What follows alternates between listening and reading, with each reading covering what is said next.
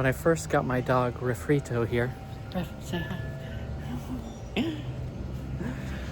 I noticed something that was so off about him that I should have noticed way earlier, but I didn't.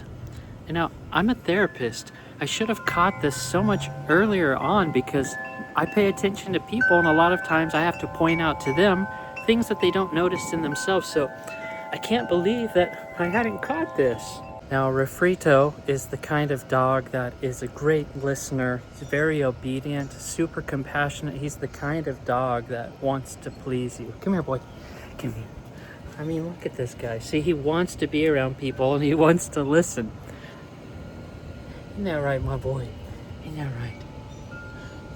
So if you're like me and you know about dog breeds, then you know that Border Collies are just like that. Super obedient, quick to listen, very compassionate. They're always there by your side. They are listeners.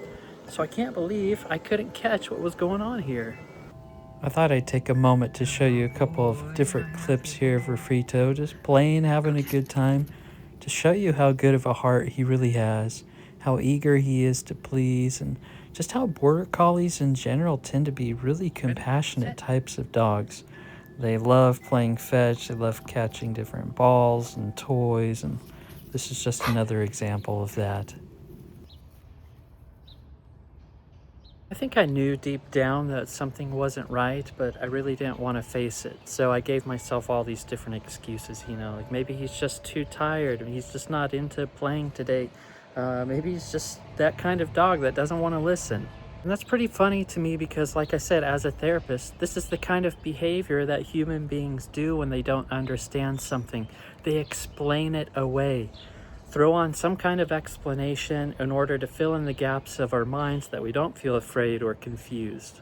So one day I was working with Refrito here on some of his tricks and commands. He would lay down, he would play fetch, as you've seen.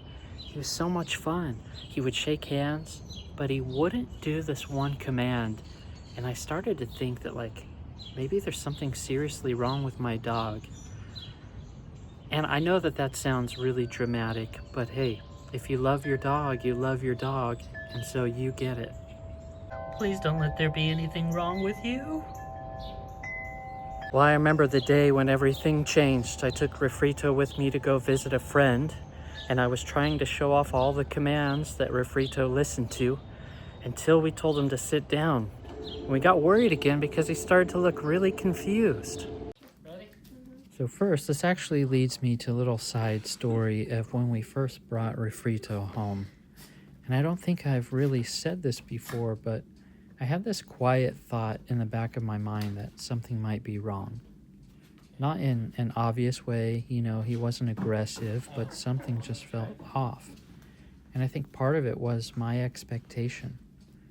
Because when you bring a new dog into a home with another dog, like just how we had Zoe already in our home, you expect some adjustment, but you assume it's going somewhere good. Like, this might be awkward, but they'll figure it out. But that's not how it felt. It felt uncertain. Like we were just sitting in this in-between space where I couldn't tell if things were getting better or if this was just how it was going to be. And that's a hard place to sit. Because if something is clearly wrong, you act, and if something is clearly fine, you relax. But when it's unclear, your mind starts trying to figure it out. And that's what I did. I started watching everything, the way they looked at each other, how close they got, little moments that probably didn't mean much. But once I focused on them, they started to feel like evidence, like I was building a case for, something's not right. And without realizing it, I stopped observing and started evaluating, constantly asking, is this a problem? And the more I asked that, the more everything started to feel like a problem. Even neutral moments didn't feel neutral anymore. They felt like potential issues. But looking back, I think I was misunderstanding what I was seeing. I thought I was reacting to their behavior, but really I was reacting to what I thought it meant. I saw discomfort and assumed something was wrong, when really nothing had settled yet. They didn't know each other, Zoe and Refrito. They didn't have a rhythm. They were just figuring each other out. And once I realized that, I relaxed a little. I stopped analyzing every moment and just let things play out. And over time, guess what? They adjusted. Nothing dramatic, just gradual.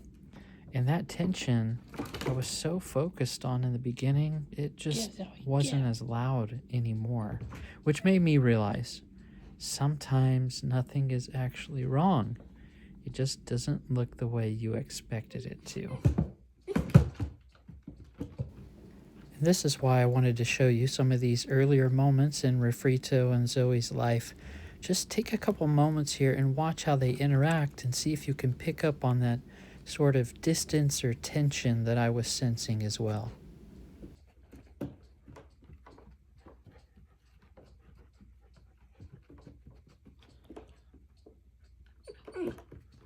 Okay, now let's get back to our story to figure out what in the world's going on with Refrito. And that's when my friend pointed out something to me.